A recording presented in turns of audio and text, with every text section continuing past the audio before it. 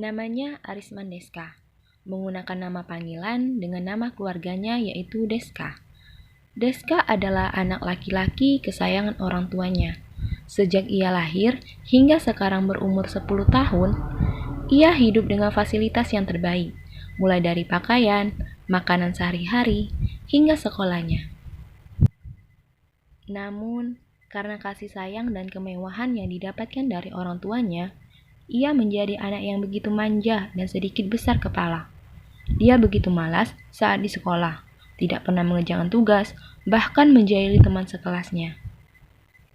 Hingga akhirnya, setelah orang tuanya tahu apa yang diperbuatnya, orang tuanya memberikan hukuman kepadanya. Hukuman dipindahkan ke sekolah yang jauh dari rumah, yaitu sekolah yang ada di pedesaan. Ia dititipkan orang tuanya ke rumah kakek dan neneknya. Mau tidak mau, dia harus siap menerima, walaupun dalam benaknya ia ingin punya kekuatan untuk pergi menghilang, atau punya sayap untuk terbang, supaya bisa menghindar untuk tidak dipindahkan. Setelah orang tuanya selesai mengurusi perpindahannya, dia diantarkan ke sana. Setibanya dia di rumah kakek dan nenek, mereka telah menunggu cucunya datang dengan begitu lama. Ternyata kakek dan neneknya sudah tahu alasan cucunya diantar ke mereka. Di desa, kakek dan nenek hidup dengan penuh kesederhanaan. Mereka mempunyai kebun dengan berbagai macam sayuran dan buah-buahan. Saat musim buah telah datang, kakek akan pergi ke kota untuk menjual buah-buahan, sedangkan sayurannya menjadi bagian nenek untuk dimasak. Peraturan untuk Deska pun sudah diputuskan. Pagi hari ia harus pergi ke sekolah, dan ketika pulang ia harus membantu kakek dan neneknya. Tentu hal ini membuatnya kesal, hingga akhirnya ia sempat kabur dengan melewati pintu belakang rumah kakek dan neneknya, yang langsung tertuju pada kebun milik mereka. Namun, saat tengah berlari, ia tersandung di sebuah kotak berwarna hitam pekat, hingga akhirnya ia terjatuh dan membuat kakek dan nenek mengetahui bahwa cucunya ingin kabur diam-diam dari rumah. Tibalah saatnya Deska masuk sekolah di hari pertama. Di sekolah baru, ia bukan lagi anak dengan penampilan yang mewah dengan fasilitas yang lengkap. Sikap jahil dan manjanya sulit untuk dia hilangkan, hingga membuat teman sekelas, terkhususnya teman laki-laki, tidak suka bermain dengannya di sekolah.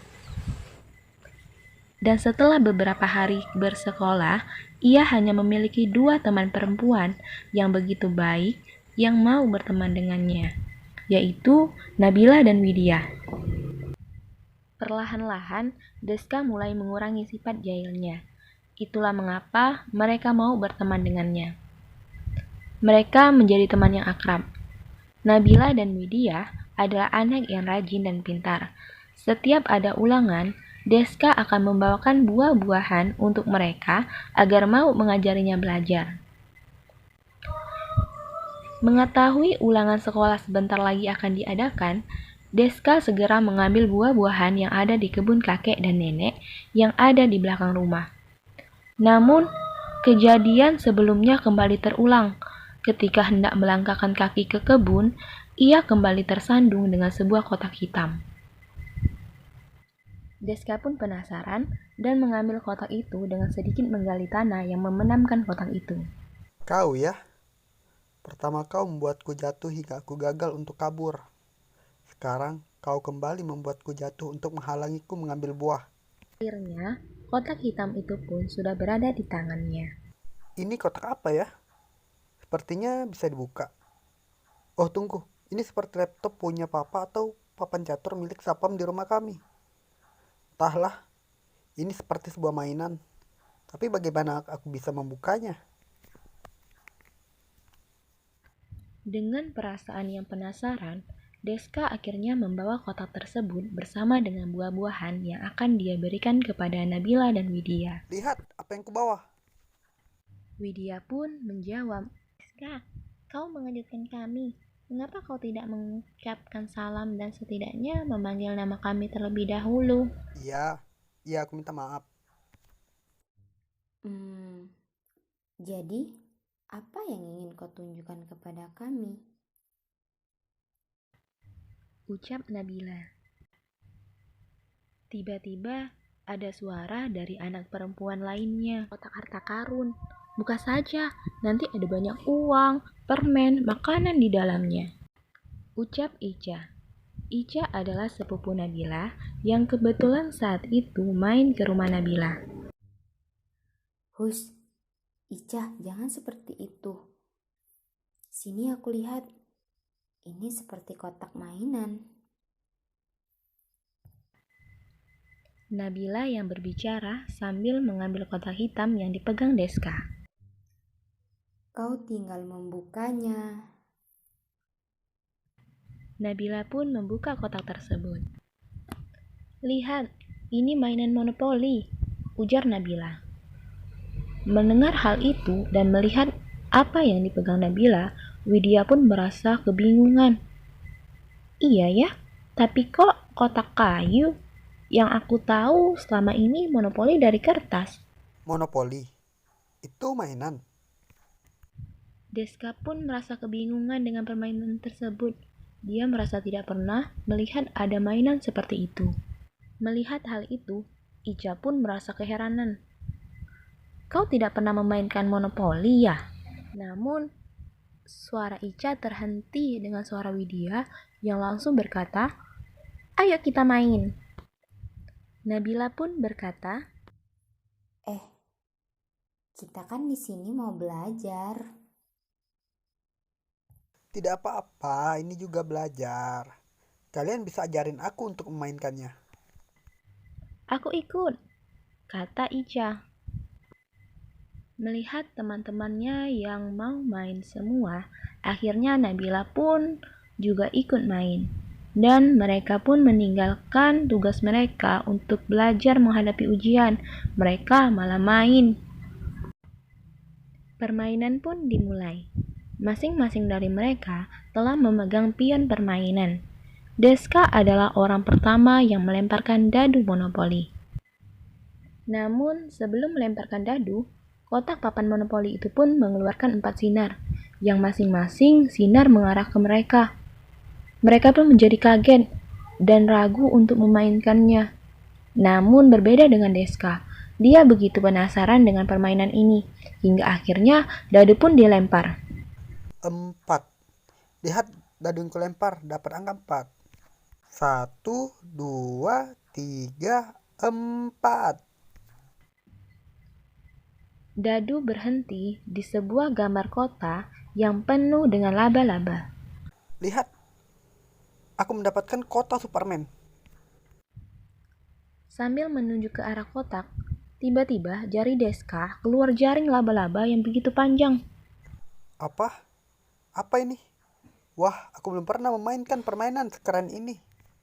Deska merasa senang, namun tidak dengan 3 teman perempuannya. Melihat hal itu, teman-temannya menjadi takut. Deska, permainan monopoli yang sebenarnya tidak seperti ini. Ini bukan permainan. Ini sangat mustahil, ucap Nabila. Deska pun menjawab, tidak apa-apa Nabila. Lihat permainan ini sangat seru. Ayo Widya, sekarang giliranmu yang melempar. Lihat di petak nomor 3 itu. Ada gambar permen di sana. Berusahalah semoga kau mendapatkan angka dadu nomor 3. Kau benar, jawab Widya. Widya pun melemparkan dadu dan mendapatkan dadu dengan titik 3. Widya sangat senang dan langsung menjalankan pionnya. 1, 2, 3. Lalu, tiba-tiba seketika puluhan permen keluar berhamburan dari kotak monopoli. Mereka pun rebutan untuk menangkapnya. Melihat hal itu, Ica menjadi semangat dan menyuruh Nabila untuk segera main. Sekarang giliranmu, ayo cepat Nabila. Aku sudah tidak sabar menantikan giliranku melemparkan dadu, ucap Ica. Nabila pun menjawab, baiklah, sambil melemparkan dadu. Dadu yang dilempar Nabila menunjukkan titik 6, yang berarti tertuju kepada sebuah gambar kota yang penuh dengan air. Tiba-tiba air keluar dari lantai rumah Nabila. Mereka pun segera berdiri dan menyelamatkan buku-buku dan monopoli mereka. Air pun terus bertambah. Mereka menaiki meja dan kursi-kursi yang ada di rumah untuk menghindari air. Mereka semua menjadi takut dan panik. Kata Nabila, "Bagaimana ini? Aku sangat takut. Bagaimana kita menghentikan air ini?" Deskat pun menjawab, "Monopoli. Mana monopolinya? Mainkan monopolinya. Ica, lemparkan dadunya, sekarang giliranmu." Namun, Ica tidak bisa melakukannya. "Tidak, aku tidak bisa, dadunya tidak ada," kata Ica. Lalu tiba-tiba Widya melihat dadu tersebut. "Lihat, dadunya ada di sana. Cepat ambil." Ini adalah hal yang mustahil untuk mengambil dadu tersebut karena air sudah begitu tinggi. Namun tiba-tiba Deska mulai ingat. Deska pun ingat bahwa dia bisa mengeluarkan jaring laba-laba di tangannya.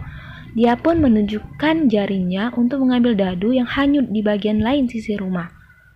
Setelah berhasil diambil, Ica pun melemparkan dadunya. 1. Aku mendapatkan titik 1. Air pun menyurut dan menghilang. 1 adalah petak yang menggambarkan perkebunan. Syukurlah kita berhasil selamat dari air yang hampir menenggelamkan kita. Tapi ini di mana? Ini seperti di kebunnya kakek dan nenek. Tiba-tiba ada suara yang muncul dari belakang tubuhnya Deska. "Dasar anak muda yang pelupa. Memangnya kau kira kau ada di mana? Perlukah kau diingatkan kenapa kau bisa di sini?" Deska pun membalikan tubuhnya. Kakek, "Iya, aku ini kakekmu. Apakah umurmu sudah melebihi umur kakek, sehingga kau mulai lupa dengan kakek dan tidak mengingat bahwa kau tinggal di sini? Mana buah-buahan yang ingin kau ambil? Bukankah kau tadi ke sini untuk mengambil buah yang akan dibawa ke rumah temanmu Nabila?" kata kakek. oh iya kek, ini juga mau aku ambil. Kembali mengambil buah-buahan. Sambil mengambil buah-buahan, Deska menjadi bingung.